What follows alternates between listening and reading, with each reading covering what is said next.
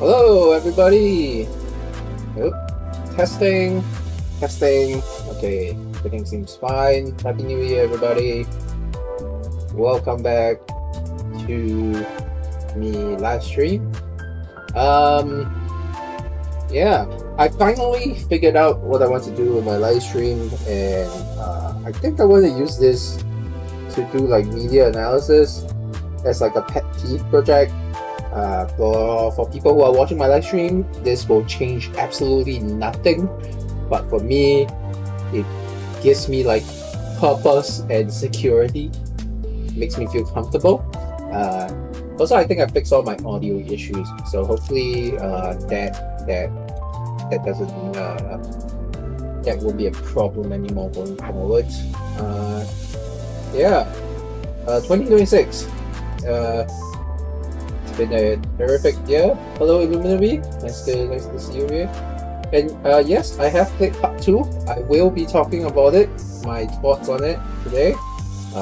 Like I said, I'll be doing media analysis on my live streams now.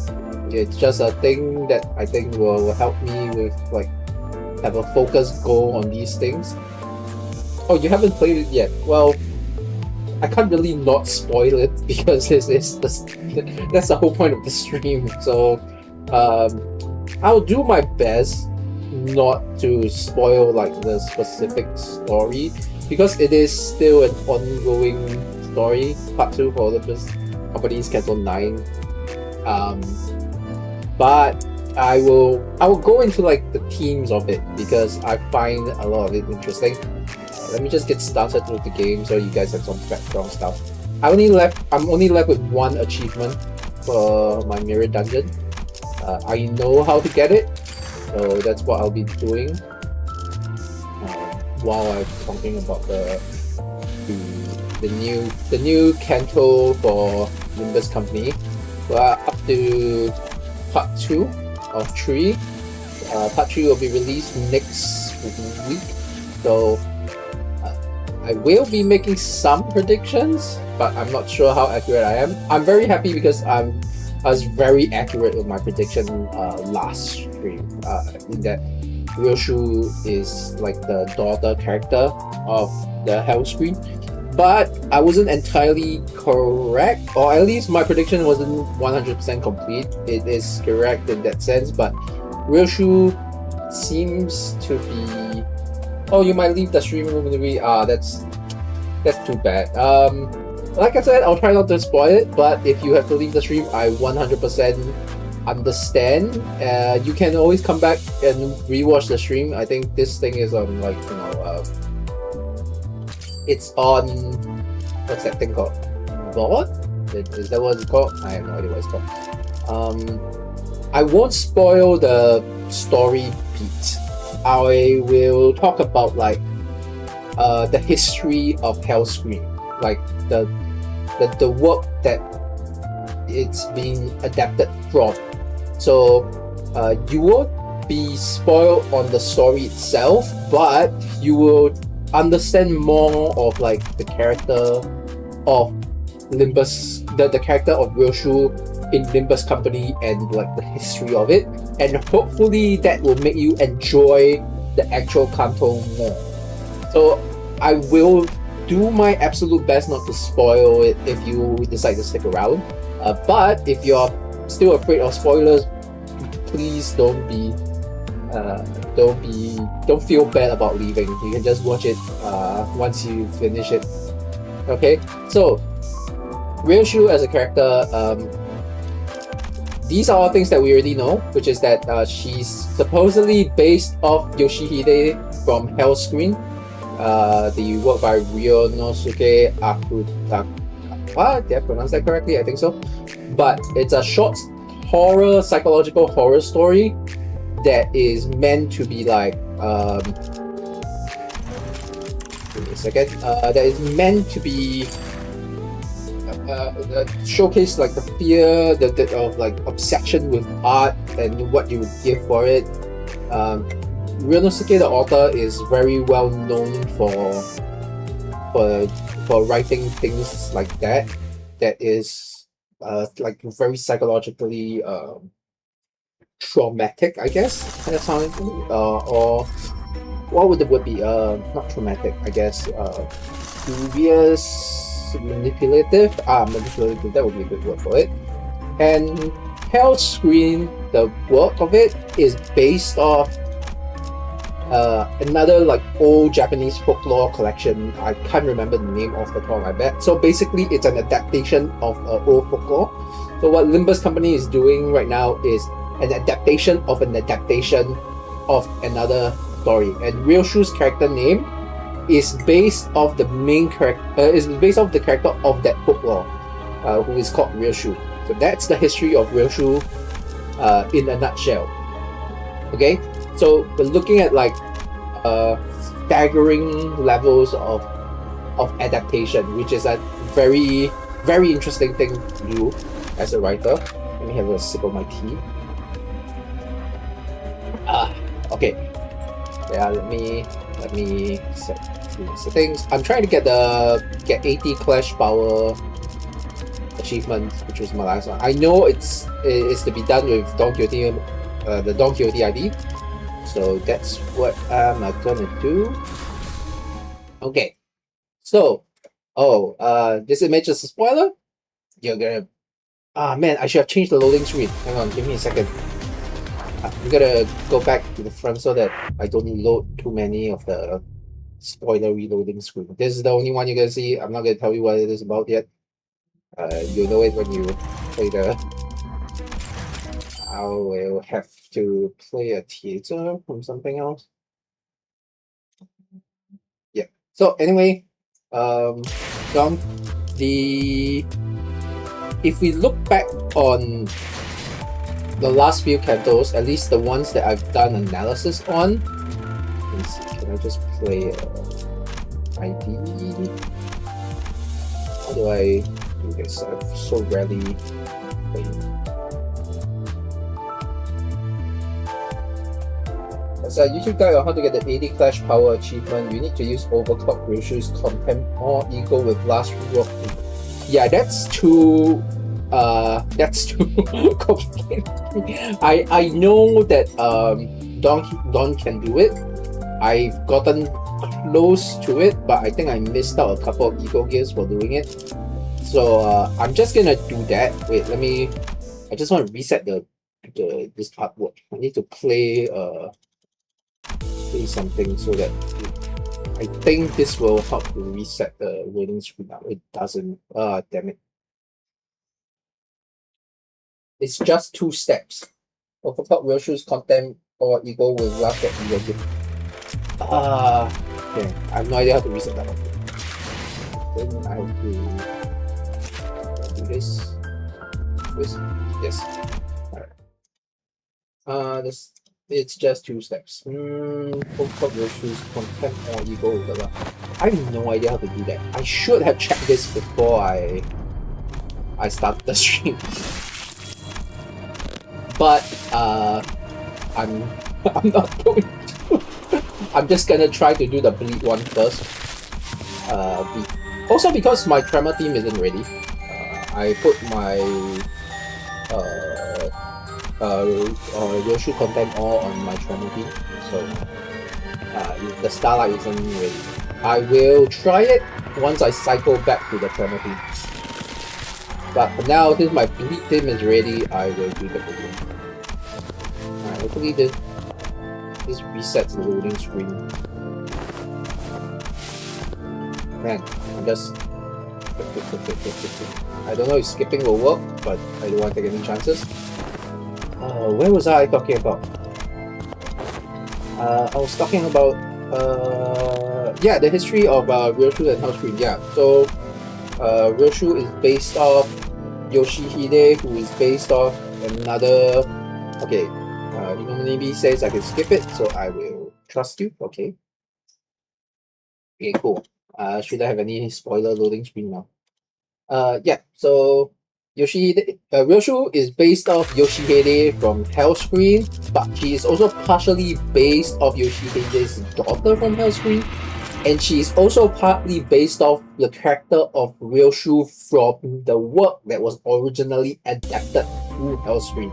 So it's a lot of the adaptation for a single character. And if we look at the history of like how Limbus Project Moon and Kim Ji-hoon and the writing team has been doing for the last few cantos, the adaptation has slowly gotten more interesting. It's more modernized adaptation, or at least like they look at like the history of the entire work they are adapting to come up with the story. For example, Don Quixote, the one which I did for my Limbus Company video, we talked about how the Don Quixote story for Canto has historical true line to how Don Quixote is not just remembered but interpreted in modern times. The same thing was done with Ishmael. The same thing is done with Honglu. Honglu is like a mash of epic adaptation, which is something that is now being done with Ryoshu. Honglu is adapted from the Four Great Chinese Literary Novel. Ryoshu seems to be a mixture of a lot of Ryonosuke's work. So that seems to be what's going on. I am not as familiar with his work as I should, but yeah. So now this Ryoshu is a mesh of character that and themes. And when talking about like the themes of the story, is based more on like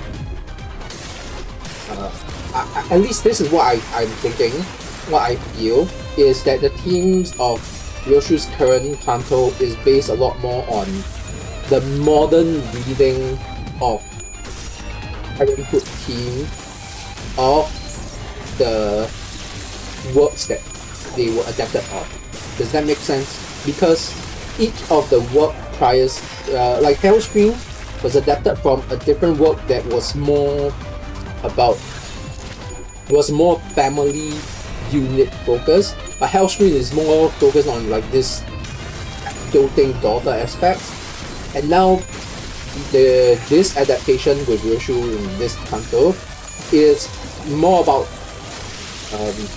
the idea of like motherhood than it is about the doting family aspect. You can see this in the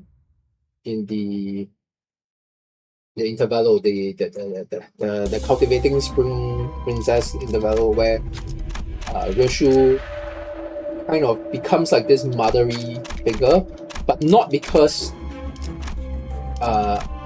like the idea is not like she is a good mother, I think, but it's more like she is the mother that she was never able to have, right? And that's a much more modern way of analyzing this story. And I think that is what Project Moon is going. This is quite a really interesting like way of looking at it, because if you look at the history of Kim Ji-hoon, the director of Project Moon, and while I was researching the Limbus Company video, I remember reading up on his relationship with his parents, and the exact quote I can't remember the exact story, but his relationship with his mom is quite a strong inspiration for his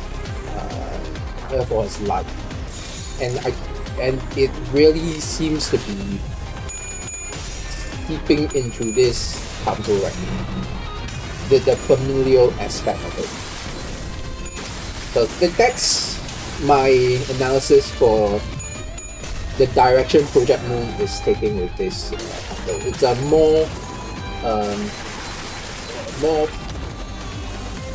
a look at like what what is an abusive family, what is like toxic love, that kind of stuff. These are all very modern way of thinking. I just feel like, why do I have another little brother in my team? I shouldn't have. Do I should have? Ah, well, he's fine. But yeah, that's basically the idea that I think they're going with. So, my prediction for the finale of this canto, based on what I understand of the analysis of Limbus Company and the writer and Ryoshu and the history of Hellscream now, is I think they're doing something new. This is like a complete rewrite, a new, not even a rewrite, I think it's a new, what's that word? You know, for like a professional writer, I'm very bad at having words at the top of my mind for these streams. What's the word? It's not a rewrite, it's readaptation, reimagine. I wouldn't even say if it's a reimagine. It's a recontextualization of the overall theme of the Hellscream and its historical forebearers, which is very interesting. I think that's very cool. When I'm writing stuff that I do like adaptation on, I also put in a lot of reimagination of whatever story I've adapted from. I personally have written adaptation for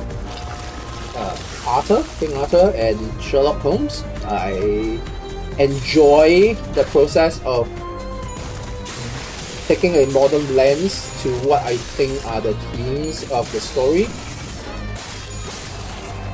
And when I say themes of the story, I should talk about this a bit. When I say themes of a story is made of like 3-4 listening parts. You have your themes, you have your genres, your settings, and your emotions that you want to convey with the story. The theme is like the overarching idea. So each team kind of have to flow into the story as a cohesive idea for it.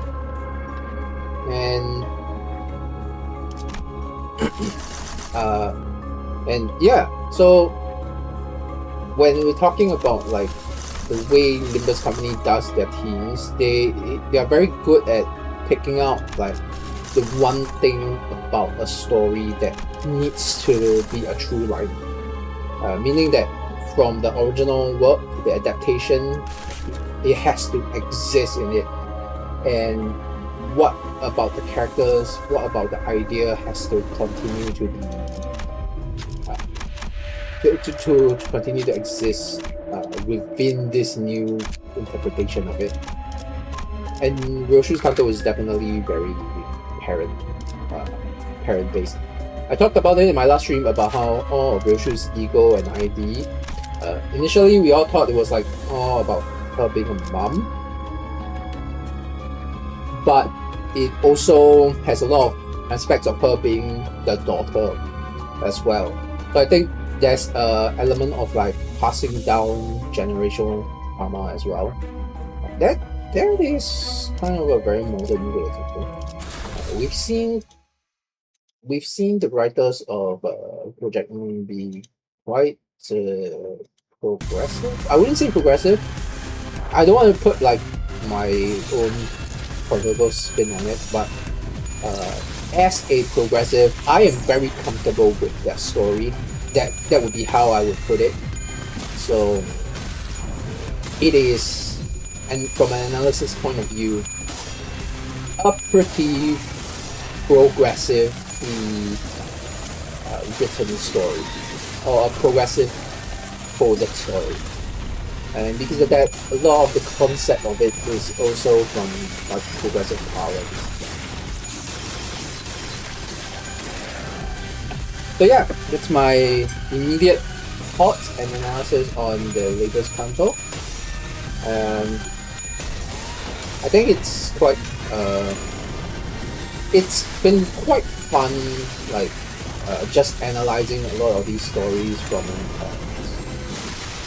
from a writer's perspective. Usually, modern works aren't as what's the word?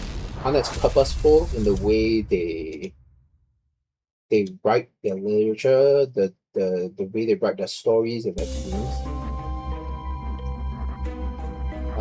And it makes it very hard to do analysis of modern media because there's the aspect of like, oh, it's just for show, like it's cool, the cool factor, you know. And there is an analysis you can do for cool factors, don't get me wrong, but it's not as fun, I guess, for me. Illuminati, two of my friends mentioned that part 2 was something like Avengers Endgame. Yes, there is a Avengers Endgame-ish segment for it. It's really it's quite hype, I will tell you that. No spoilers. Once you get to it, it is pretty freaking hype. But you should know, Project Moon, they're gonna twist. There's gonna be a twist. It's always gonna be a twist. I'm not expecting anything. My predictions for part 3 is very... my prediction for part 3 is that I don't have a clear prediction. Because this is a completely new adaptation of it. Any prediction is gonna literally be fan theory. It's not... I cannot give a good literary analytical prediction for part 3. Washout Delta. I hope I pronounced it right. Oh, it's the music from. In my opinion, which is the best Kanto in terms of writing? Which is the best Kanto in terms of writing? So far, I will have to say Don Quixote's Kanto is pretty damn good. I mean, every single, like, in terms of like, if you're talking about just linguistically, they are all very, very good. Like, just, I have no complaints about it from a language standpoint. They all did their job really well. They all played to their respective themes and adaptations really well. If you're talking about like a literature adaptation, from a literature adaptation standpoint, Don Quixote is so far the best. But that might also be a personal bias because I do have more experience with Don Quixote. I would also say Honglu is pretty decent, but Honglu is like good because of its scale. It's so grand, you know. The scope of its adaptation is so grand. They took four great novels, not even like 4 novels, 4 historically great novels, and shoved it into one new adaptation with a modern setting. It is very impressive, like a literature perspective. Why didn't I buy Voracious Hammer? Is that a Voracious Hammer? Did I missed it? God. I play this game really badly when I'm on stream. That's kind of like my thing now. And yeah, Spiritual for the win. So it is a live cam because I find it funnier that way.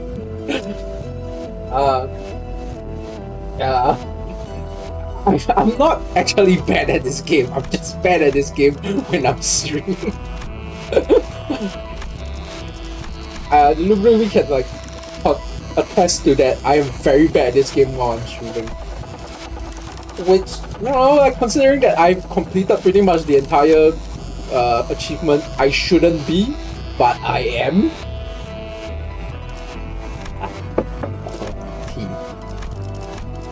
The weather in Singapore is like really cooling these days. Well enough to do the fusions. Right, where was that? Okay, we're talking about which Kanto was the best in terms of writing. Yeah. So in terms of adaptation scale, it is definitely Honglu. In terms of accuracy, or at least like writing chops. In terms of like pure writing chops, I would say Don Quixote. The most fun is Rhodia's chapter. I think that was really fun. Like just in terms of the joy, the amount of joy it brought me. In terms of character writing, Rhodia's chapter is really, really good. Because it really started to showcase a lot of the things that we would have to know about the characters in order for it to like work in the future. Yes, correct. I am right. I've been to.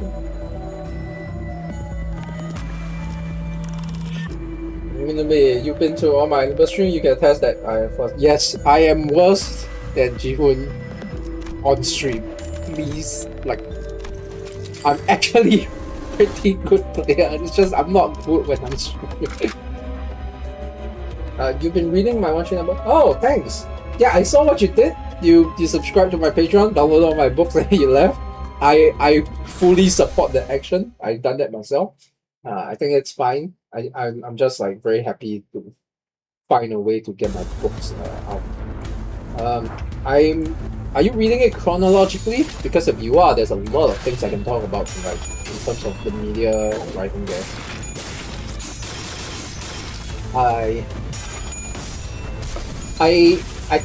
Modern literature is very held back by modern publishers, and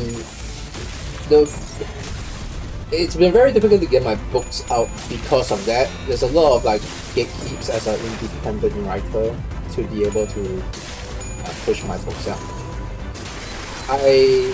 I sympathize a lot with like the way Kim Ji-hoon and the Project Moon writing staff do their stories, and it's very. It's the type of story that I love, the kind of epic adaptation of classic tropes, and being able to like see someone with like the resources to do so on their own terms is really, really awe-inspiring. Because I've tried to do it, but I don't have the resources. I don't have like the team.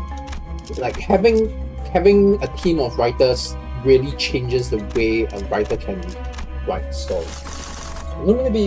You are reading the trilogy version, it's 1000 pages long, you're almost 300 pages in. So you're almost done with book 1. The book 1 of my trilogy, 139 in the evening, I think. Man, I wrote that 12 years ago. Wait, how old am I now? It's 2026. 24, holy crap, I wrote that 14 years ago. Shit, I start to feel really, really old. My age just hit me like a freaking truck. I wrote that 14 years ago. I don't think the story didn't change as much. From when I wrote it, it does have a new like it has a couple of new scenes and a new pacing. Oldest Limbus player. Come on, man. This. I just feel old. Okay. I just sometimes feel really old.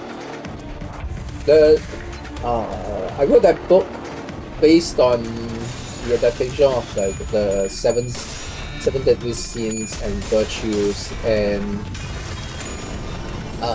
with a lot of anti-tropes. So anti-tropes are basically like you take tropes in writing and you purposely do the opposite of it. That was like a very fun technical experience for me. Every book I wrote, I gave myself like a special technical challenge to overcome, or at least to implement, so that I have to like grow myself as a writer. That first book was very anti-tropey. It's as not normal as I could with my young boy brain. my young underdeveloped brain. There are a couple of like scenes in that books that I won't be able to write today. That's a very interesting like way to be writing. Like in Limbus company, there are a lot of scenes that they get away with.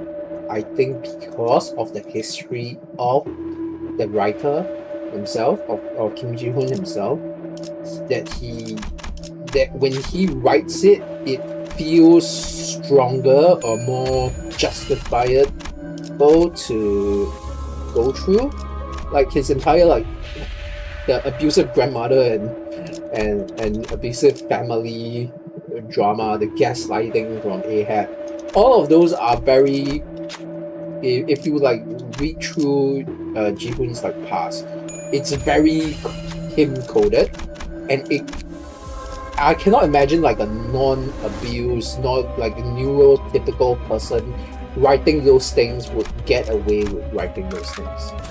Does that make sense? Like if I found out a neurotypical wrote those and it didn't feel as right, I would be a lot more critical about the story. What do I think of the last scenes in the book? Oh, you're talking about my book. So in my book, there is because of the characterizations of the characters. So one of the characters is the embodiment of lust, and there's another character who is considered like a femme fatale anti-trope type. It is something that I could only have written then. I don't think I will be able to write it now because I'm too old to write it now. Those characters are like, I think 16 to 17 years old. I started writing that book when I was 18. So that was like a okay time for me to write that. I can't write that now. That's really, really weird for me to do. But I think I still stand by those scenes because I wrote them with the idea of what is this feeling that guys my age back then would feel toward these type of advances, and how would they react? How would they be able to like get over that kind of thing, and or would it like completely take over their psyche?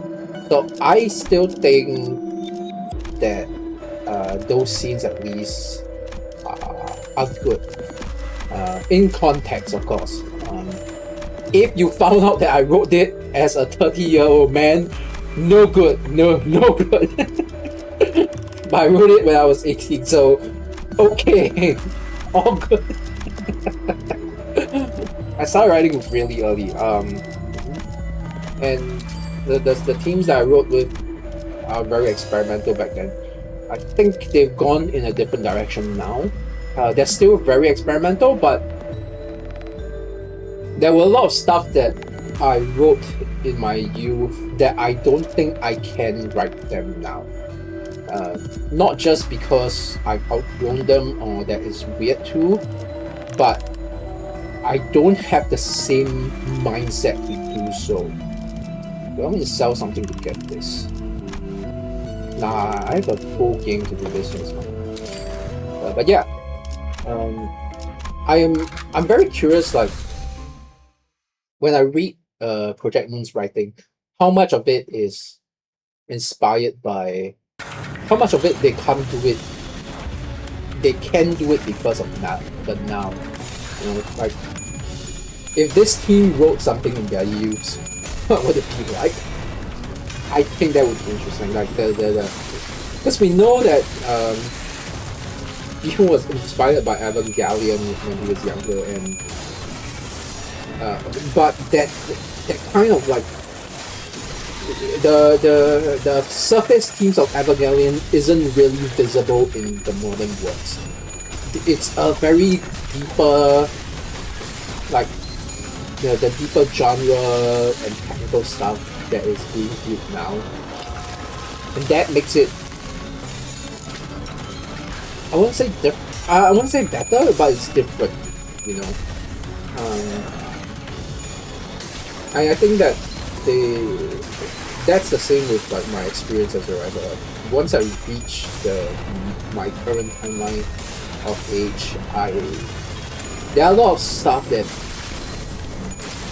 I analyze differently. There are a lot of tropes and genres and settings, understanding about settings and language that I just analyze differently to the point where I don't think a younger version of me can write what I do now, but an older version of me won't be able to do it as well.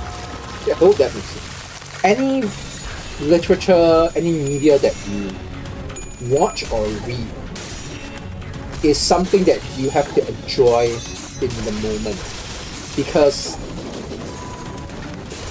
in the moment with the moment's context, because it will never happen again the same way, which is why like book burnings and all that stuff are so bad, because you're destroying like something that can never be replicated. The feelings of it, the understanding of it, the way the person sees a world, and that's basically how that's one thing. If I were to adapt Hellscream, I might not adapt Hellscream 1-to-1 today. I would have adapted like a version of it in the past, but I think today I would be more experimental to it. I think that's what is being done in this company as well. If you look at like Lobotomy Corporation, which is Project Moon's first game, the adaptation of the book laws are pretty much one-for-one, with a twist. But they are taking a lot more liberties now. It's like a growth of the skills. How did we get to that? What to think of the last scenes in my book? Yeah, but I did answer the last scenes in my book. Yeah,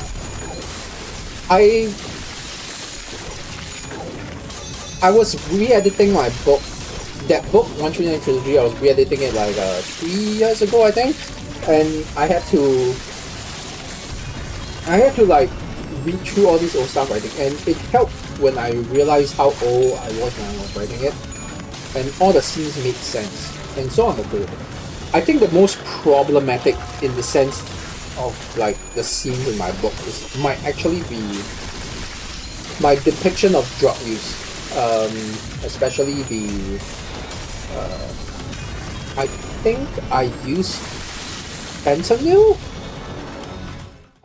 There was a scene where Timothy Clef, the main character of my book, needed to get to sleep really fast, and he took a drug. And this was like when I was younger, and I didn't know like what drugs were safe or not safe to take. So the original draft had it was fentanyl, and I didn't know shit. I wouldn't use that drug now, but I did use it then. I can't remember if I changed it for the new copies release, but that's the most problematic thing that I actually think of is left in my book. I couldn't not do it because if I took it out, it would have ruined the pacing. But if I had been given, if I were to write that same arc now, I probably wouldn't have used the drugs actually. I thought it took something like I think they found into the present. I think I changed it. In the original drop, it was fentanyl. It was like some really highly addictive, very bad drugs that doesn't actually do the things that it does. But it was like in the original draft, you can still find the original draft online because all the rough drafts I posted for free. They're like really rough, very badly edited, that kind of stuff. I always post my rough draft for free so that people can always read a version of the story. It's kind of my thing. But in the rough draft, I think it was still fentanyl. Yeah. I think I changed it to the antidepressants. There was another, because there was a chapter where he had to break into a doctor's office to find drugs. I'm not quite sure if I kept that in. But yeah, because the new trilogy I did, the new trilogy collection I did, I reworked the chaptering. It used to be like each chapter had 3 scenes, but now it's 3 large arcs with multiple scenes to replicate like like an epic movie theater, because it's an anti-trope for like action movie to have like triple arcs. That novel of mine had a lot of fight scenes that I'm very, very proud of. I was really proud of a lot of the fight scenes I wrote for that. It's like my personal, it's a personal joy of mine to write fight scenes, which is very heavily inspired by visual novel fight scenes. You have seen some fight scenes written for Limbus Company as well, right?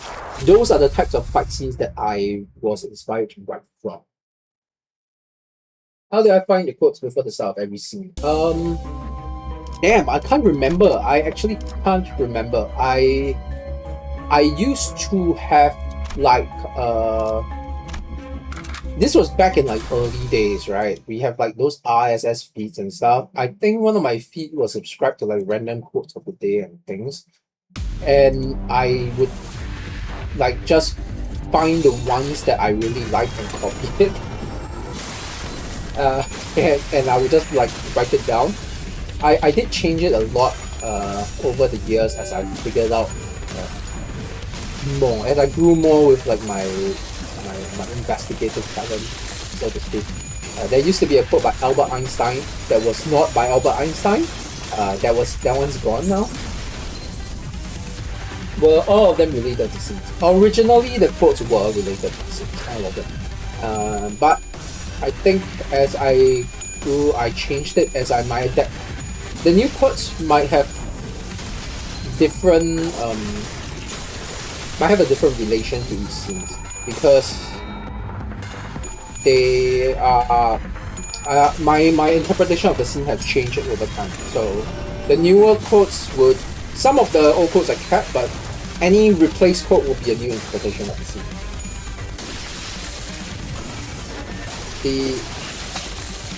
I used to do that a lot, like having a quote for my books, but I stopped doing that recently. I think, not because like I grew out of it. It's just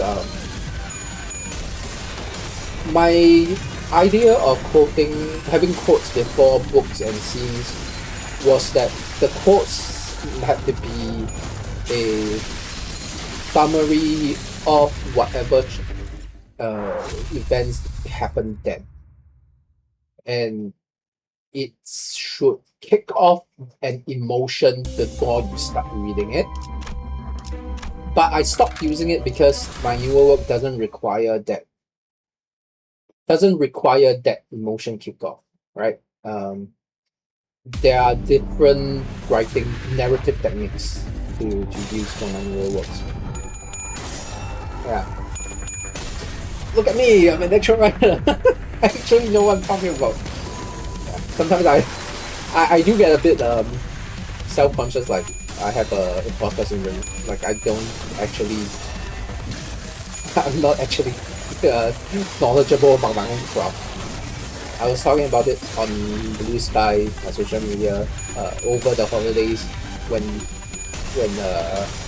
the new cover was released. Like how vindicated it felt to be correct in my media analysis sometimes, especially now, because like as a writer, I'm not particularly successful by modern means. I don't have a lot of money for my written works. I didn't get made into games, no movies, no videos like that. I have a lot of peers who are successful by modern standards. Mary Howard, one of my friends, who I always try to plug on screen, she's a successful writer, lots of books. There are others who I work with Joyce. I really enjoy their work. They have levels of success in the field of arts, and we consider each other peers. I would like to think that we have the same level of skills, but we don't always have the same level of success. Laura Morrison is another one. Yeah, they're all really good writers and talented in their own ways. But it goes to show that the success of an artist in this line doesn't necessarily fall on the skill level, but also like whether or not the publishing scene allows for you to go through. something like Limbus company, these kind of like indie games or small studio games are kind of miracles because they are operating on functions that are like just completely aside from the main corporatized capitalist bastardization part. And as you can see, what they've done with this freedom is really, really amazing, right? And it's not something that you can do with traditional publishers, with traditional big company. It just makes it more confident, more enjoyable for me to talk about Limbus company right now, because I don't think we'll ever see something like this again. At least from, maybe we will, but you know what I mean, like, you know, the whole art is now kind of thing. Man, I'm not doing so bad. Well, I am auto-clicking, but I'm just win rate. But I'm really excited for part 3 of the console. Without spoiling it, are you serious? Just when I said something wrong, that's why I was rewarded with a minus. The way they're adapting it is really, it's new and it's fresh, and I really enjoy fresh. I don't really know how else to like describe it other than that. And I look forward to the Avengers Endgame style of it. There's a meme going around that they're like, I'm a F you up, bruh. How dare you do whatever the shit you have done to us? You will pay, that kind of thing. We're gonna go to their house and F them up. I think that's gonna be really enjoyable. Rishu needs to stream, man. Why is she not streaming? She's having a psychological breakdown right now after the last.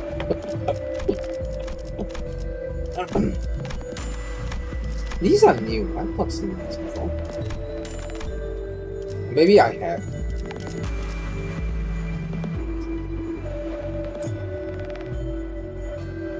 Virgilus Guido. Hi. How are you doing? This is the real true plushie from like the recent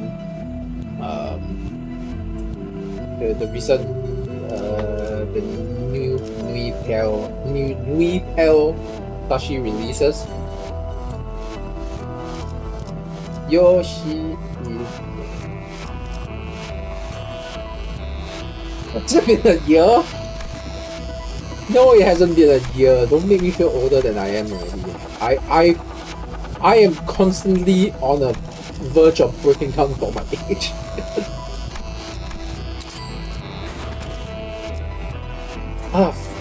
See, I'm such a bad player on stream.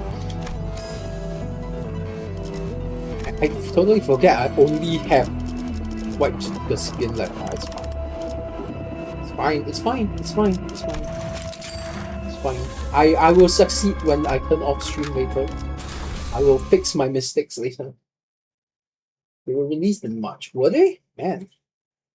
Man, that's a long time. It hasn't been a year, that's like 10 months. 10 months is a year, right? Fun. It's fun. Age is just a number. It's not like some encroachment of time that constantly nags at the back of my mind and internal darkness that keeps me whenever I stare at it. No. Maybe when I'm really like old, I'll be like those grandma who plays video games for a living. I'll be like a grandfather who does that. I need to get like a rocking chair.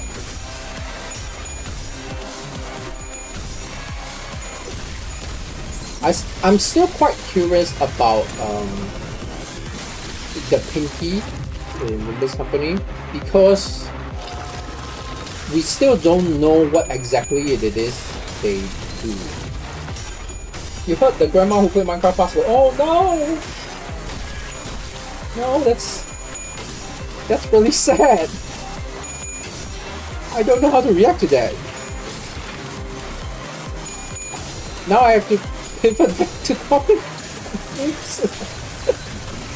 Alright, RIP for everyone who plays Minecraft. I hope you enjoyed Minecraft and died happy. Yeah, at least you went viral. I'll never get that joy. Maybe I'll get that joy when I become a grandpa who plays Minecraft. No, that's not my grandpa who plays Roblox. But I'll never play Roblox. Roblox is like a terrible thing. But yeah, I was talking about the pinky. We still don't know what the pinky does. Like, we know each member has their own individual goals, but we don't know what the pinky as a whole does. I'm still of the belief like they'll come together when shit gets real, because that's like the adaptation they were from.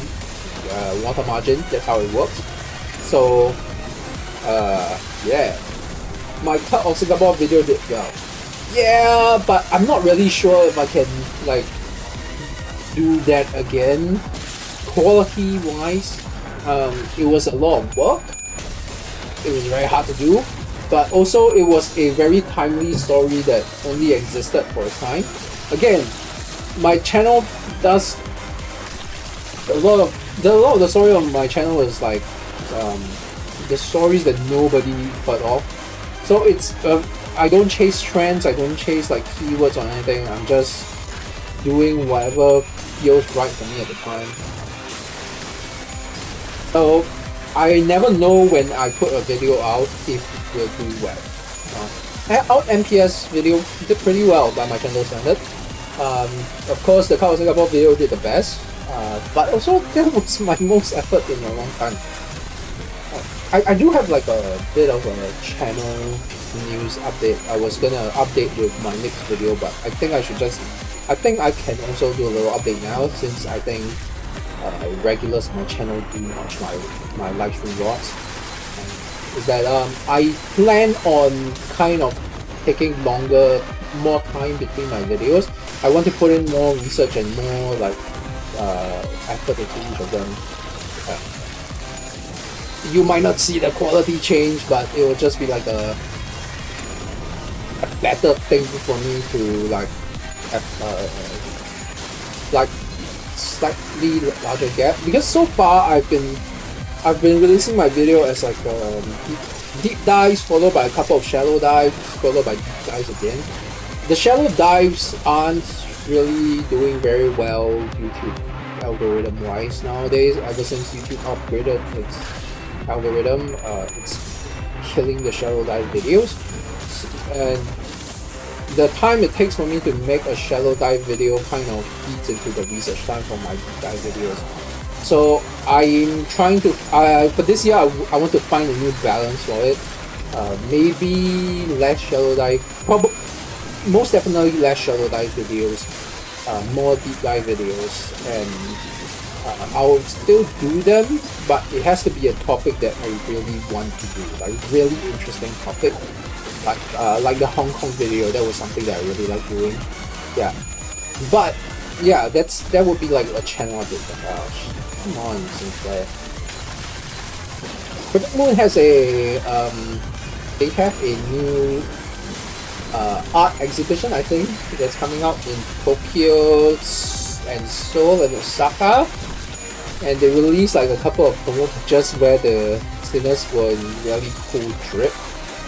Holy shit, I really love it when characters get new drip, like fashion style drip. I feel like it is my dream to one day have my own characters be drawn with drip.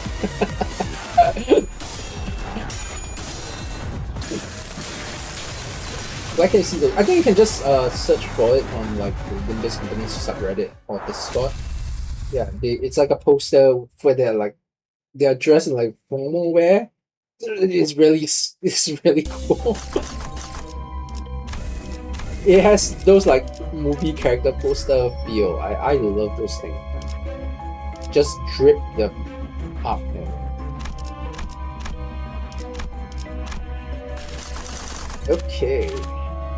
Oh man, I have both Dream Ending and Lava Challenge. Oh, but there's a +3 level. Can get these later, so I should get a +3 level now. I think my brain will work when I turn off the stream. Well, there's a very interesting thing about Limbus that I noticed. It's the first post. Yeah, if you're searching it now, you should see it. It looks really good, right? I really like the way it is run, but I always like it, so that's not that's not a surprise. One of the things that I noticed about Limbus is the weapons. So this is something that I rarely talk about because I didn't really think about talking about it until now. But you know what, the stream is almost over, so I am going to go back to the place so I can show you guys what I'm talking about. Do a little final bit of analysis before we end the stream here. Let's see.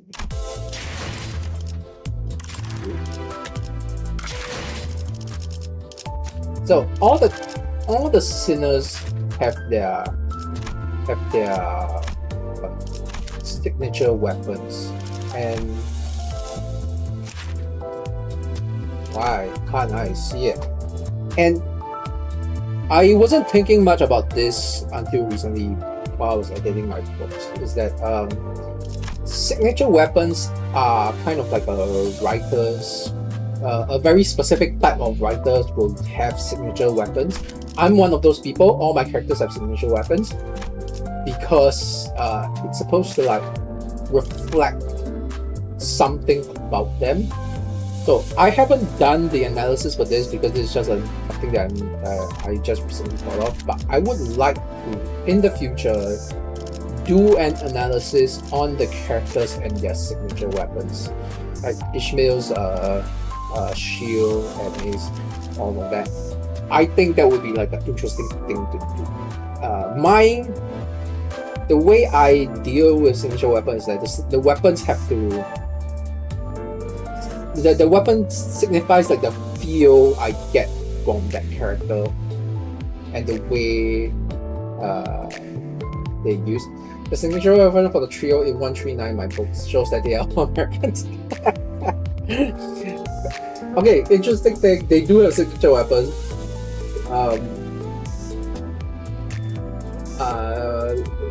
Him is his BB gun, his guns. But Clay is, if I remember, he has a metal bat or metal pipe. Yeah, that's his signature weapon. Very Americanish for a lot of them. Yeah, it's just guns basically, bang bang. They were American based. It's a nondescript city, but yeah, they were American based. Even like Sister from the story has that signature weapon. I had a lot of fun with the signature weapons for the deadly sins because a lot of them are like psychological weapons and just like fear based. Like grandmother is just beat you to death. And that was a really I had two of the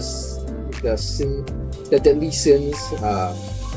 Their signature killing style was based on nightmares that I had, and I was so afraid of it that I just added it into the book.